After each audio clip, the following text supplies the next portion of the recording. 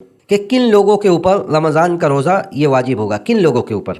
دیکھیے علماء کا اس بات پر اتفاق ہے، علماء کا اس بات پر اتفاق ہے، اجماع جسے کہا جاتا ہے کہ رمضان کا روزہ ہر مسلمان عاقل، بالغ، صحیح یعنی صحت مند اور مقیم پر فرض ہے، صحت مند اور مقیم پر فرض ہے۔ اور اسی طرح عورتوں کے لیے یہ ضروری ہے کہ وہ حیض و نفاس سے پاک ہوں، وہ حیض و نفاس سے پاک ہوں۔ تو اس طرح کتنی شرطیں ہوئی؟ مسلمان ہو، عاقل ہو، بالغ ہو، مقیم ہو، صحت مند ہو، اور اس کے بعد عورتوں کے تعلق سے ایک مزید بات کہ وہ حیض و نفاس سے پاک ہو۔ اس طرح 6 باتیں ہوئیں جو رمضان کے روزے کے وجوب کے متعلق ہے کہ ان حالات اور ان کنڈیشن میں ان لوگوں کے اوپر رمضان کا روزہ یہ فرض ہوگا۔ جو دیکھیے جو عاقل و بالغ نہیں ہیں، جو عاقل و بالغ نہیں ہیں ان کے اوپر رمضان کا روزہ فرض نہیں ہوگا، کیونکہ اللہ کے رسول صلی اللہ علیہ وسلم نے حدیث میں یہ فرمایا ہے کہ میری یہ جو تکلیفات شرعیہ ہیں وہ ان لوگوں سے اٹھا لی گئی ہے، اسی طرح جو مریض ہیں یا جو سفر میں، ان کے اوپر بھی روزہ فرض نہیں ہے۔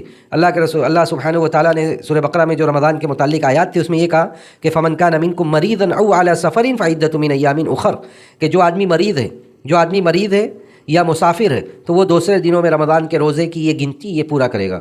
تو یہ 6 باتیں میں نے بیان کی کہ کن لوگوں کے اوپر یہ رمضان کا روزہ یہ فرض ہے۔ پھر میں ایک بار دہراتا ہوں، مسلمان ہو، عاقل ہو، بالغ ہو، صحت مند ہو، مقیم ہو، اور اس کے علاوہ عورتوں میں یہ کہ حیض و نفاس سے پاک ہوں۔ حیض و نفاس والی عورتیں اگر روزہ رکھ بھی لیں گی تو ان کا وہ روزہ قابل قبول نہیں ہوگا، بلکہ ان کو دوبارہ روزہ رکھنا پڑے گا، اس لیے کہ ان دنوں میں روزہ رکھنا یہ صحیح نہیں ہے۔